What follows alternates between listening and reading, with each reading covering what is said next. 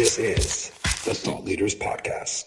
Everyone, welcome back to another episode of the Thought Leaders Podcast. And today, I am super excited to introduce to you someone who is a pioneer in one of the most important websites out there, if not the most important website out there, when it comes to marketing and digital intelligence and everything pretty much that is going on the internet in the advertising and marketing world. So everyone, we're going to start and have a great time today. Okay, so I am sitting down with Donna Dror. How you doing, Donna? I'm great. Thank you for having me. Okay, awesome. So now that we got the, now that we got the introduction out of the way, I would love if you can tell our listeners who you are and who are you working for currently. Sure. So thank you for the kind introduction. My name is Donna Dror. I'm the general manager of North America at SimilarWeb. Hopefully whoever's listening has heard of us, but for those who haven't, we measure the digital world. That's the easiest way to describe us in a sentence. We empower companies with the data that they need to make the decisions they need to drive their businesses forward across a multitude of industries and use cases. Awesome. So when you say measure the digital world, what exactly is SimilarWeb doing today, and why is it so important? Sure. So I think that the easiest way to describe it for those less familiar is the ability to see the analytics of any company in the world. And this can be leveraged for a multitude of use cases. So from a marketing perspective, I will have the ability to measure myself versus the competition because I'll be able to see my own analytics versus theirs, both on a one-to-one ratio, but also from a higher level industry view. This is important because it helps to contextualize performance. If I look at my own data and I see that I grew 10% quarter over quarter, I might think that's a good thing. But if the industry grew by 30% and my top two competitors grew by an average of, call it 20 to 30 as well, I've actually lost market share. The only way for me to contextualize my own performance is by having access to market intelligence, like the type of data SimilarWeb offers. I reference that back to the marketing use case because after contextualizing your performance and understanding your share of the market, you're going to want to do something about that. And SimilarWeb can get very granular into the insights needed to execute on that, be it from an SEO, SEM, affiliate, content, display, whatever channel that makes up your website's DNA. SimilarWeb can provide the insight needed to take action and improve that performance that we were referencing. And that's only one use case. Salespeople can use SimilarWeb to be more consultative in how they approach the businesses they're trying to sell to. The investor community has for many years been leveraging market intelligence to try and better predict the stock market, or from a private side, better understand potential investment opportunities and conduct digital due diligence. There are fraud control use cases that have been fascinating to uncover and see different non-profits and organizations leverage this type of data for. Basically, data is the foundation, and part of what we try to do is help amplify from that foundational point how the data can be leveraged for the different use cases, as mentioned, across many, many industries. Okay, wow. That is a lot to digest, and that's a very good thing. So what it sounds like, and those who know me, I'm not the biggest tech guy in the world, but what it sounds like is you are doing Google Analytics, but for other people's websites. Am I correct with that statement? Yeah, that used to be kind of our elevator pitch. I think that. Okay, that's good. Elevator pitches are great for podcasts, by the way. That's what you want. Okay. Yeah. It's true. I think that Google Analytics for any website in the world is a great way to encapsulate in a sentence what it is SimilarWeb can do. I think I'm a bit wary of that old elevator pitch or tagline because of the difference in methodologies as it relates to first-party measurement, third-party measurement, and the implications from that. I also think that it can get in the way of some of the other use cases that I was talking about. I think that salespeople hear Google Analytics and think, oh, not for me, it doesn't cover my use case. And a broader term like market intelligence can help. So short answer is yes, that's a great description. Longer answer, and then some. Okay. So one, speaking of Google Analytics, so again, you guys are pretty much tracking the traffic, correct, of websites on the internet, right? Yes, we can show the traffic for any website that it is that you're looking to analyze. Okay, and why is that so important? Because maybe for people who don't understand, I understand it, and I know you do as well, why that's such a big thing to be ranked high and what, traffic to your website. But for someone who doesn't understand, what is the key to having, a high ranking website? Not to be cute, but the fact that you and I are doing this podcast from our homes because we have been forced into a reality that is predominantly digital potentially speaks to the importance of ranking highly. Now more than ever, your digital presence is important and your digital business strategy is your strategy. I think that the broader and wider your reach, the more successful you can be. Now, that's not to say that if you drive visits to a site, they will convert, not at all. But statistically speaking, or number-wise, the more people you drive to a site, the more likely you are to get the type of result that you're looking for, with conversion being the example. Okay.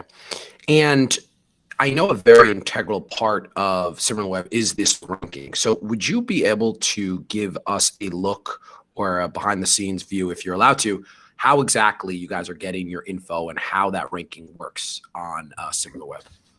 For sure. Yeah, would be happy to. I like talking about our methodology because I think that it speaks to our unique value proposition. I think that by having, quite frankly, an unrivaled blend of digital signals that is collected across desktop, mobile web, iOS, and Android, we manage to differentiate ourselves from other companies in the space. These digital signals, I'd say, can be categorized into 4 main pillars: partnerships, public data sources, anonymous behavioral data, and first-party direct measurement. And I'll say a little about each and try to sort of bring it all together. We'll try not to bore people to death, so we'll keep it short. If you can entertain me, which so far you are, and I am the least technical person in the world, you have the attention of everyone, because if I get it, then anyone does. Okay. Good to know. I will try to keep it short, but obviously if there are any follow-ups, my email is available. My email address is available on my LinkedIn profile. Okay. Awesome. So the 4 pillars, I'd say the first one is partnerships, right? We partner with providers that aggregate usage data across website and apps. These include internet operators and measurement companies that collect data points on audience behavior. We obviously carefully vet our partners to ensure they uphold the same high standards of compliance and user privacy as we do. And that has different implications for different countries. Being a global company, we have to adapt for privacy laws differently in each territory. Outside of that, there are public data sources, an aggregation of online information which is available to the public. I say that similar to how search engines like Google index the web, SimilarWeb employs an automated technique for capturing and indexing public data from over 1 billion website pages and apps every month. From there, we can cover anonymous behavioral data. So behavioral data collected from an anonymous panel is one of the many endpoints used in our advanced machine learning algorithm. And I think the final piece when thinking about measurement is actually first-party direct measurement. So we leverage a growing data set of website and apps that share their directly measured data with us through platforms like Google Analytics, as we mentioned. The direct measurement data enables us to forecast and predict what website behavior is going to look like based on past behaviors. So with that as the foundation, everything else that I measured from partnerships through public data sources and anonymous behavioral data can input into those predictions and extrapolations and remove any biases and skews. How do we bring this all together? We make these key insights on peer companies in the market available through what I think is a very intuitive UI that is digestible and actionable. The market intelligence platform can show you where the market is going and what it is that you could potentially be doing about that. So hopefully that answers your question. And for any of the bigger data geeks, I'd be more than happy to dig into some of the details further. Yeah, so I think, and I definitely want to get into some of more of the data. I would love to focus, because what I think is so phenomenal is the first party data, because SimilarWeb has grown to a size where companies actually want to be giving you that first party data, correct? Yes, This is very true. Okay, so can you walk me through that and why you guys have people literally knocking on your door saying, hey, log into our, however, and see, analyze our traffic and whatnot? I think that the first part of it is just the world of advertisers and publishers, which in today's reality is all-encompassing. You don't have to be from a certain industry to partake in this business model as either an advertiser or, by the way, a publisher. The challenge that advertisers and publishers have is there's a gap that needs to be filled by an objective third party.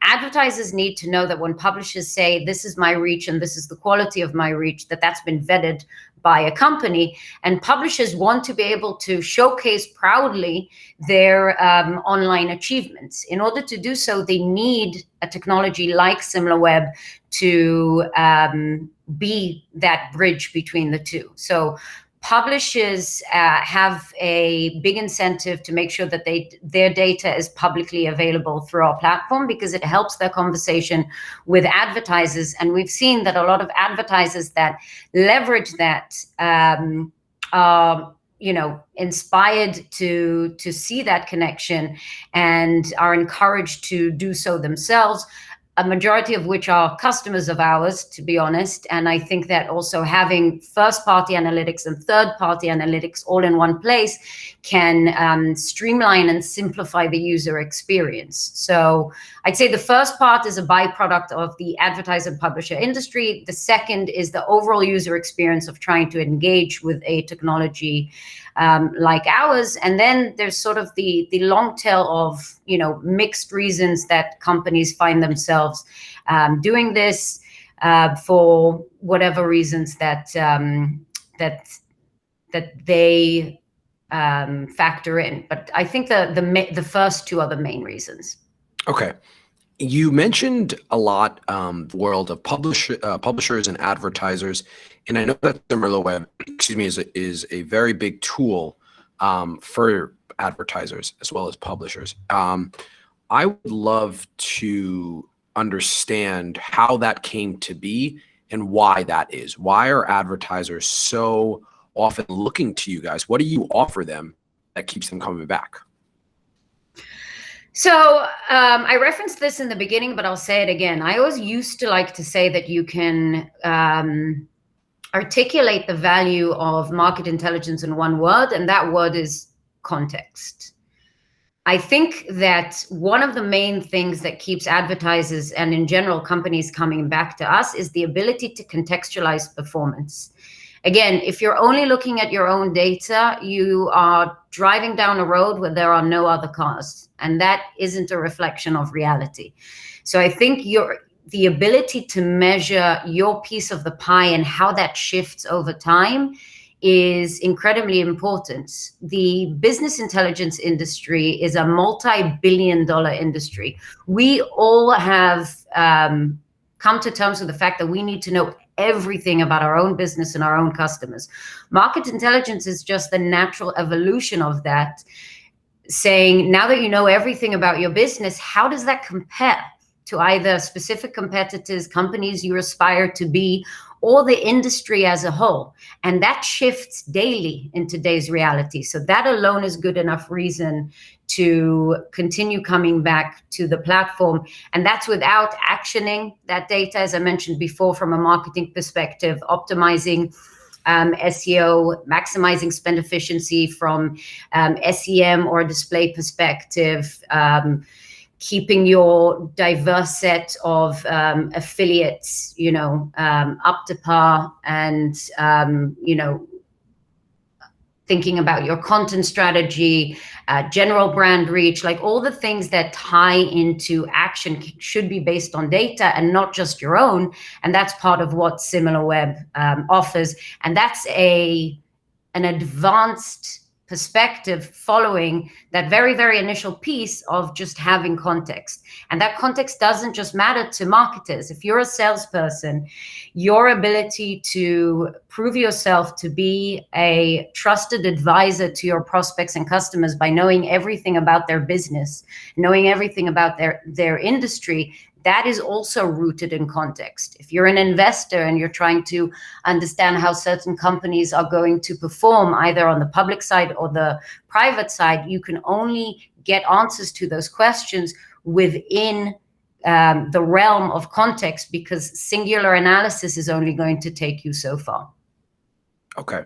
So maybe this might seem a little dumbed down, but we are on a podcast, and I would love if you can kind of walk me through an example. Let's say I am car brand X, right? I'm car brand X. I'm new. I want to compete with Tesla. I'm thinking, okay, I got this crazy thing. Let's go for it. I could take on Tesla. How would I use SimilarWeb in order to understand what my competition is, how I need to scale and things like that? It's a good question. The first thing that you would do is you would log into our platform and you'd input your own domain, Tesla's domain, and potentially a few other competitors.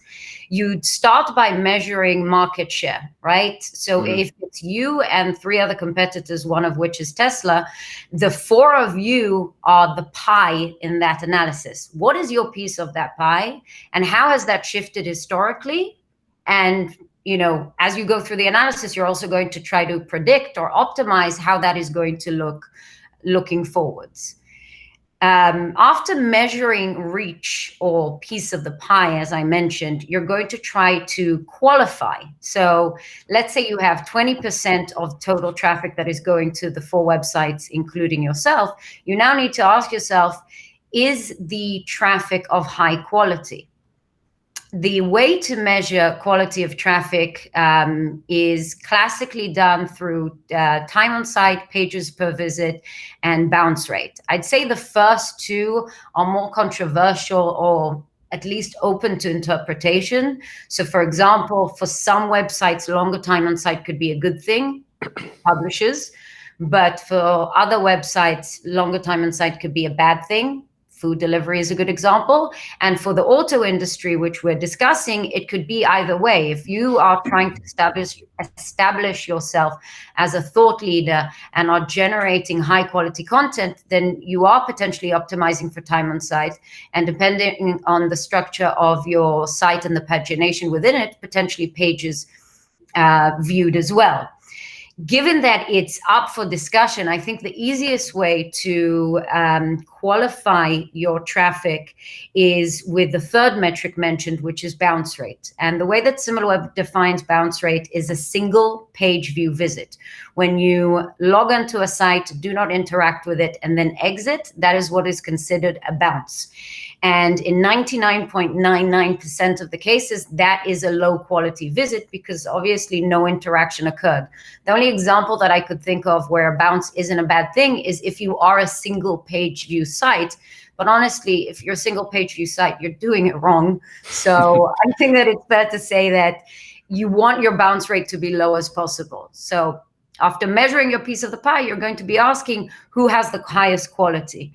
Now, apart from it being important for your analysis and potentially being an input into a further measurement, e.g., Here's my portion of visits, and now I can calculate my portion of unbounced visits, so only visits that incurred at least one interaction or at least that second page view within a visit. It can also point you in the right direction, the so what, as I like to call it. Because knowing that you're doing better or worse than a competitor is important. I think that, in fact, it's critical, but it doesn't necessarily result in action. For that, you're going to have to dig in deeper. And then let's say you find that Tesla has the biggest reach and highest quality of traffic. You can then figure out how. How are they doing what they're doing? And that means that digging into the different marketing channels. So what is the SEO strategy, SEM, affiliates, display, everything that I mentioned before. You don't have to go through every single channel. I think the biggest bet is to focus on the top one or two where your competitor is doing a very good job, and then trying to learn from what it is that they're doing.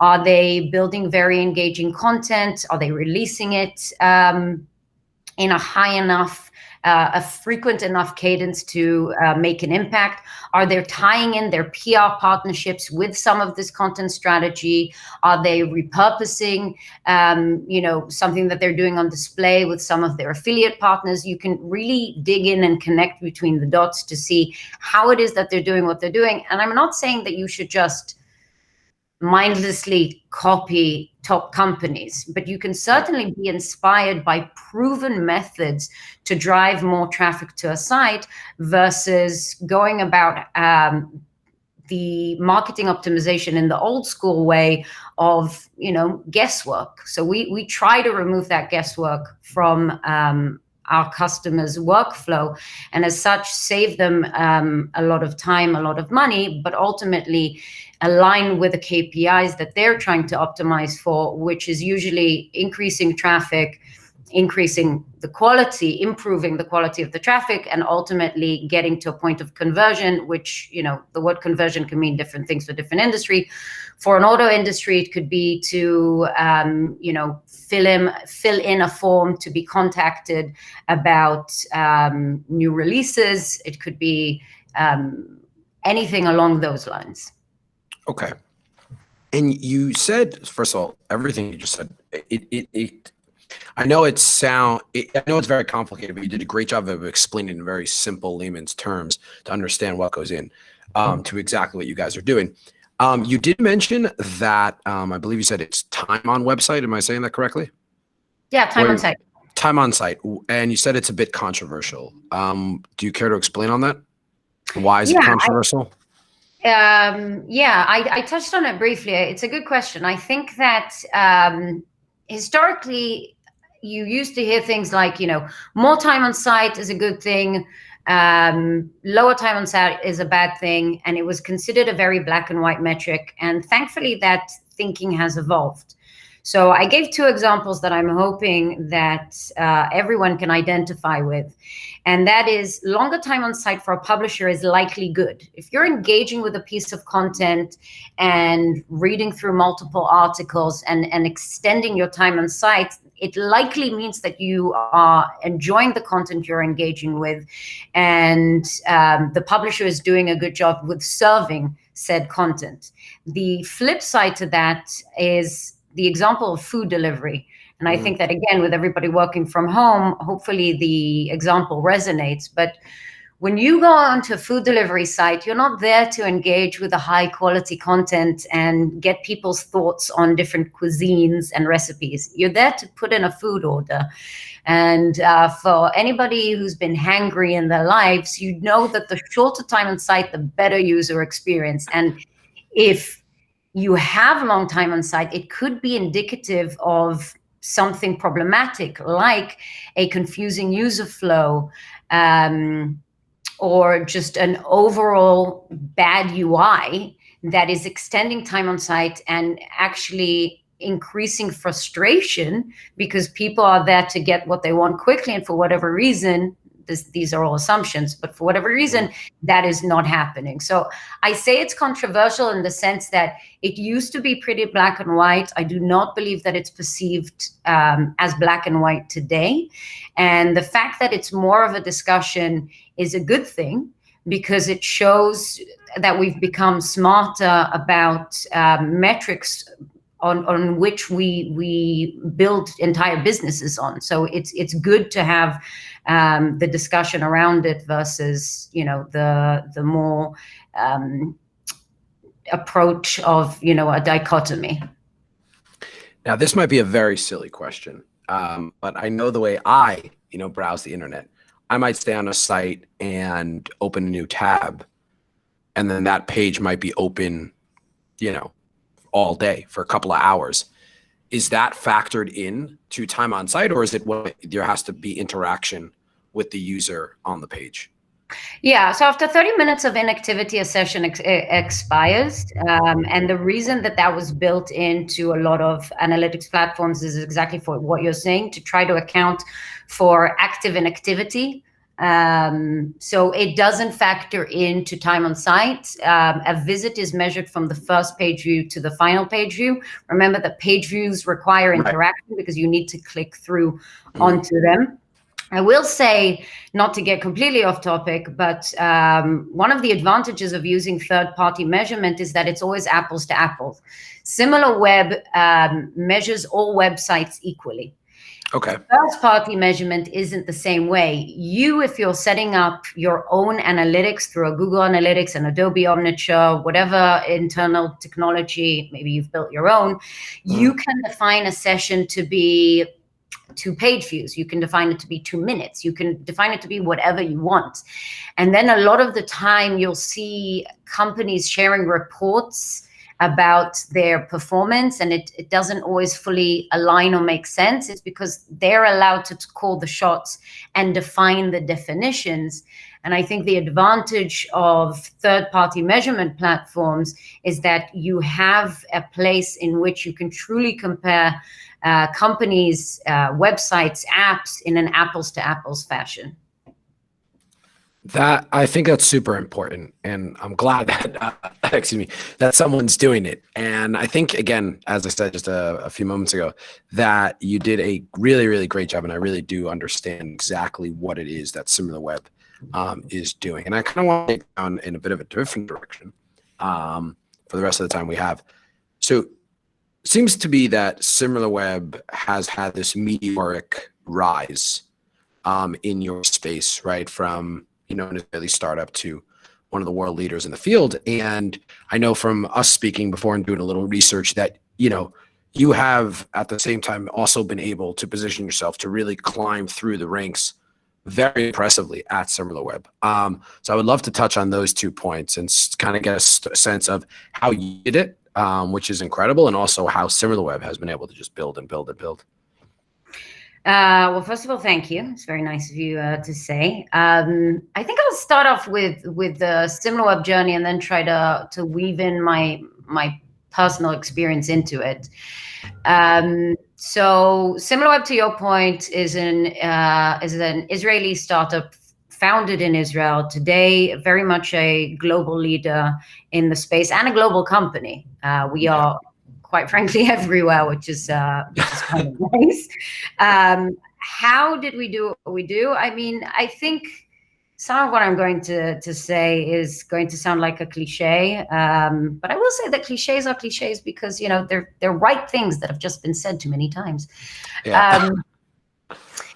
I'd say that the number one factor into SimilarWeb's success has been talent management. So the company's ability to identify both culture fits and culture adds to the company, and then nurture that talent over time and allow people like myself to grow within its ranks. And we have so many stories of people that have grown vertically and horizontally within the company. And a company will only be as good as its people. I think that in my very biased perspective, SimilarWeb is one of the companies that and understood that early on and managed to use it to our advantage throughout the years. And looking at the amazingly talented people that I get to work with, I know that them being in the company and driving the vision and the mission and execution is the main reason that the company has been successful. So that's the baseline. I'd say from there, pace of innovation. I think that it can be tempting sometimes to rest on your laurels and maybe improve existing features versus trying to constantly innovate. And thankfully, and this ties into the people that we hire, of course, but thankfully, we've never been that company. We've always tried to surprise and delight both ourselves and, of course, our prospects and customers. I'd say a key theme is also being customer first. When I think about our CAB, our Customer Advisory Board, when I think about our agile methodology and how we adapt our roadmap, it is very much driven by our prospects and customers. The best features, the best use cases, the best ideas that I've been witness to as it relates to our company and our product have always come from our customers and prospects. And I think that's probably the case for most companies. I am quite proud to say that we seem to listen and action it. And that's probably also been a key contributor to our success. I could carry on, but I think that those three main things, talent management, pace of innovation, and a customer first mentality are sort of the three key things that I can tap into when trying to explain SimilarWeb's success over the years. Mm-hmm. From there, my personal story, I started working at SimilarWeb in 2013 in Tel Aviv as one of the first salespeople. I definitely had a lot of very interesting opportunities in the company. I think that the pace in which we grew forced a lot of us to grow as well. And I think that with the right leadership and the right mentorship, I was given a lot of opportunities and quite early on moved into management roles. I can't honestly say that I was a very good manager to start. Okay. But I am thankful for all my experiences because I think they have helped me to get to where I am today. The biggest change in my career was being relocated in 2015 to New York to set up the North American operation, which felt like building a startup within a startup and building something from scratch, which allowed, the hustler in me, more of the entrepreneurial side to come out. And with it, a big confidence boost that I think that I needed in order to get sort of comfortable in my own skin and become the type of manager that I've always wanted to be. And I've been in the GM role for 3 years out of my almost 7-year journey here at SimilarWeb. So it's certainly, in some perspective, it's been very, very quick. But on the other, I felt like I've had the opportunity to sort of build into it or grow into it. Okay, so you definitely said something that really piqued my interest. You went from the first or second salesperson in SimilarWeb in 2013, right? And then just 2 years later, you're hopping on a plane and opening up a New York office, or the New York office, which how many employees are there today in New York? In New York, 50, 60. Okay. So that's very impressive. That it's a little like shocking how, I would love to hear how that kind of happened, because that, and then pick through the opening. I'm sure there's a lot of good stuff there about opening an office in another country, but yeah, just go from salesperson number one to, hey, we're going to, trust you enough to open our office in the United States. Seems like that's a huge step in a good way. It was a huge step. I didn't do it alone, obviously. I already referenced, but we've always had a fantastic leadership team in place. It's gone through its changes, of course, so not the same people necessarily, but I think it's an interesting point. I came into SimilarWeb with management experience, so I think that helped to ease into the concept of moving me from individual contributor role to a manager. But I also think that, you know, you have to start somewhere. So even if the jump is pretty big, if you do it with the right mechanisms in place, a type of mentorship, you know, frameworked around it, then you should be able to give people a chance.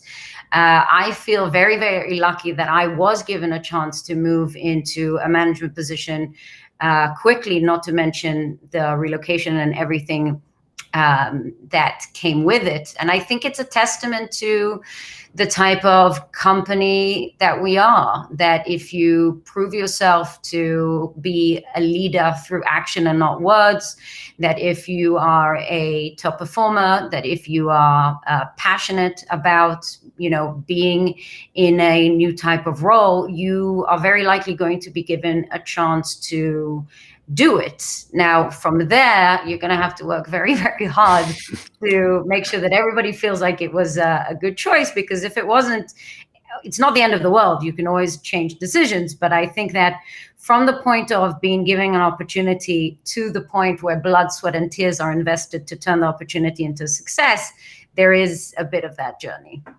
Okay.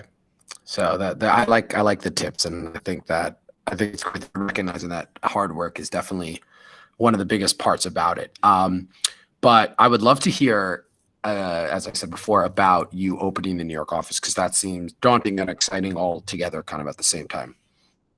Yes. So I moved here in 2015. Back then we had a VP of sales that I was reporting into and a COO that I was working very closely with, that didn't move with me, but especially in the first few months, helped and invested a lot of time. Mm-hmm.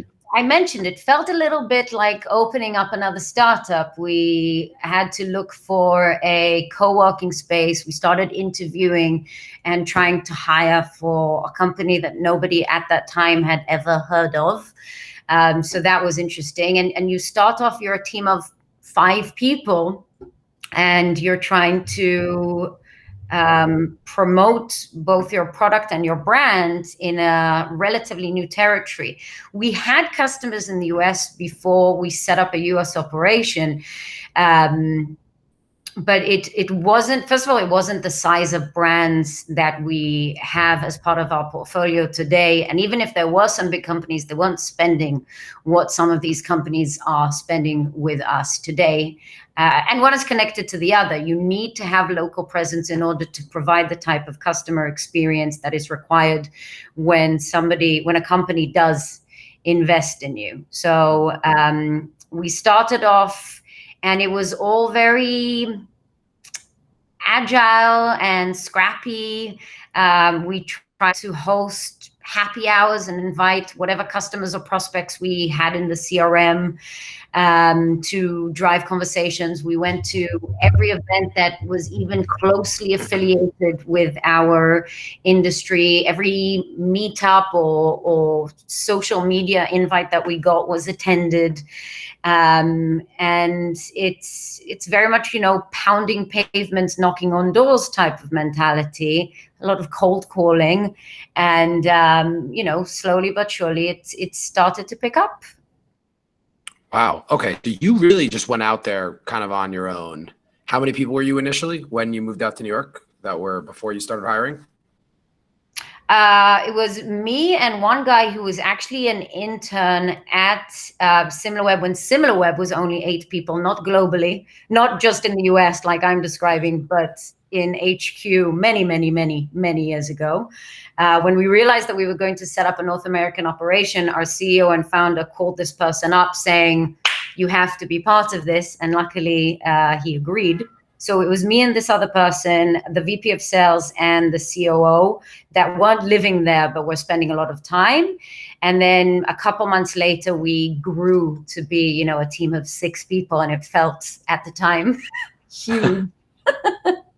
So, just goes to show from a perspective standpoint. Yeah. I'm glad you brought up the word agile, because again, I was, doing some research on you guys, and initially, correct me if I'm wrong, the mobile and the app tracking was not something you guys were doing, and then you moved into that.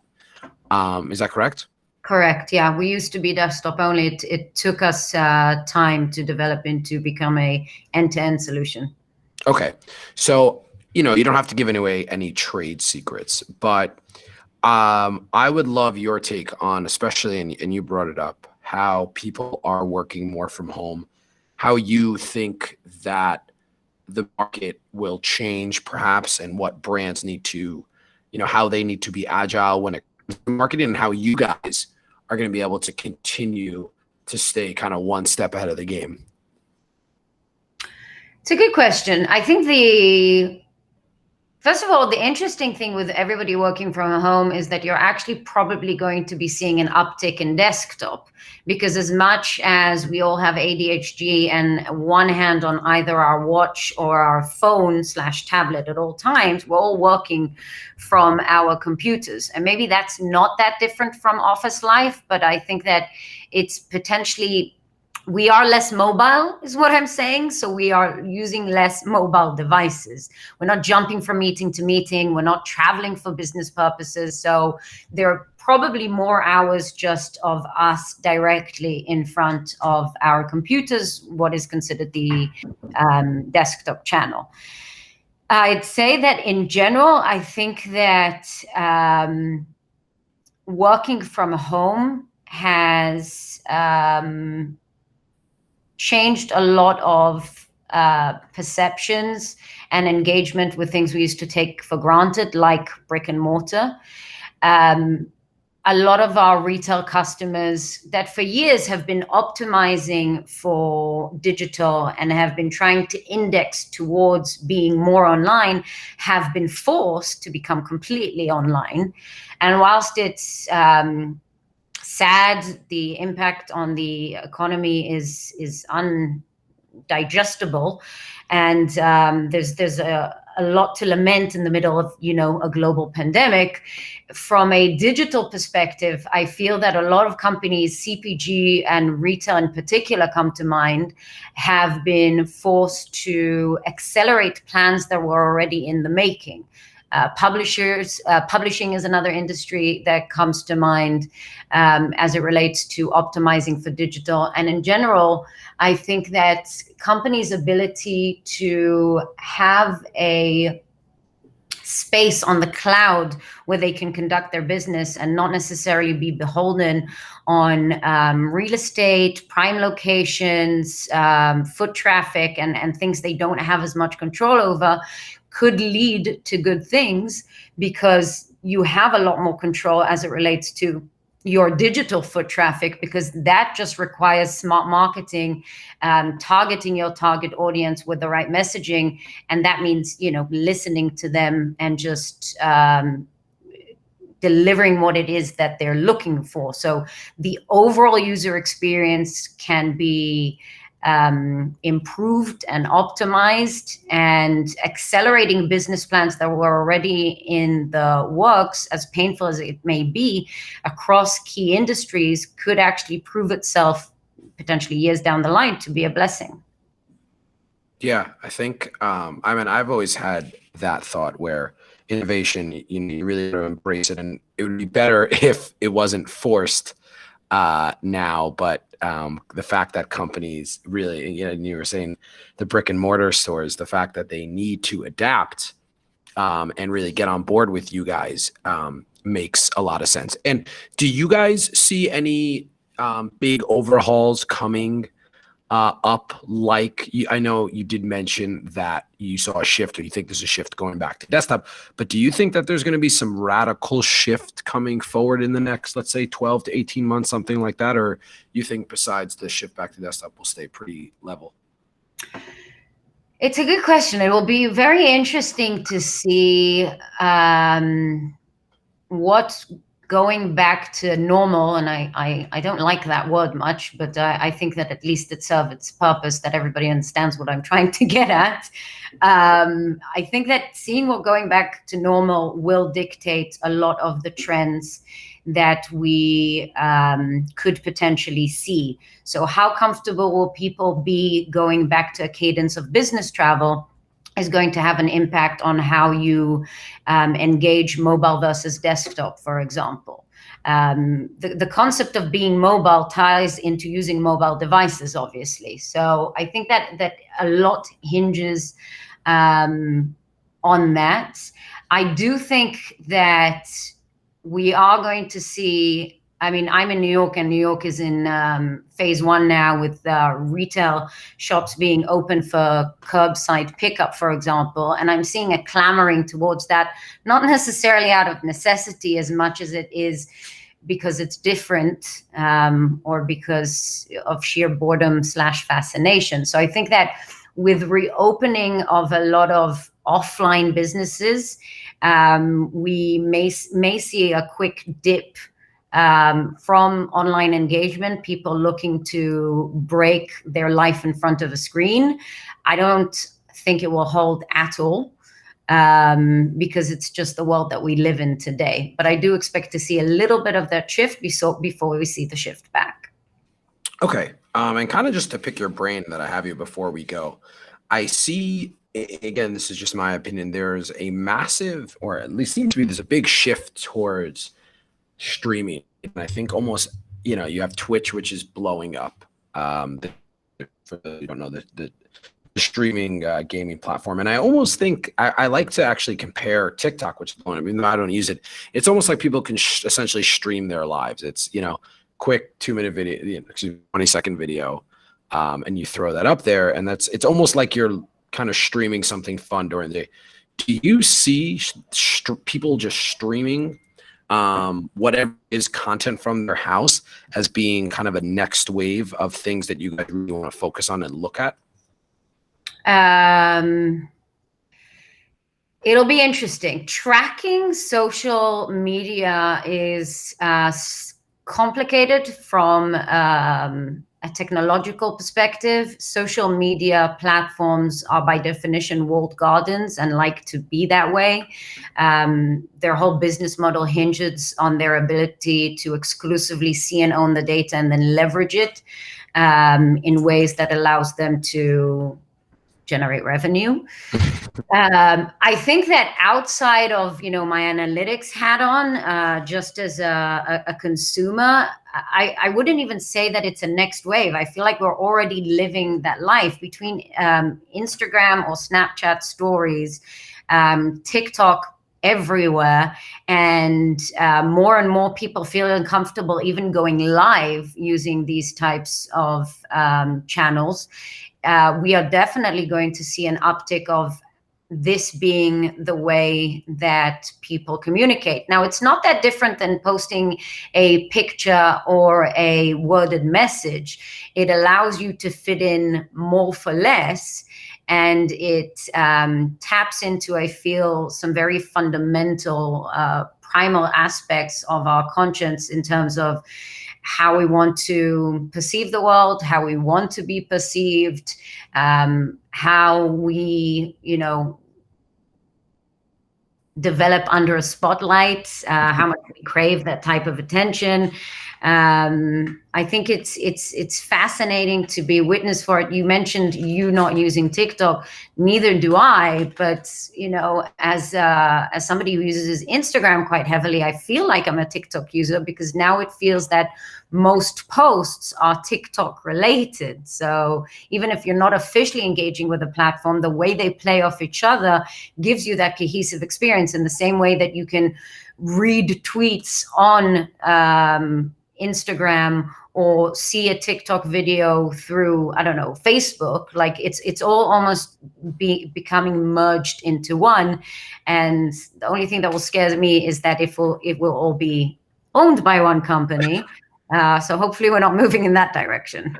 Okay. And as soon as we get to our fears and what scares us, I think this is the perfect time to kind of wrap this up. And thank you so much. I'm really glad we were able to put this together and do this. And again, thank you. And I hope everyone enjoyed the show. This is the Thought Leaders Podcast.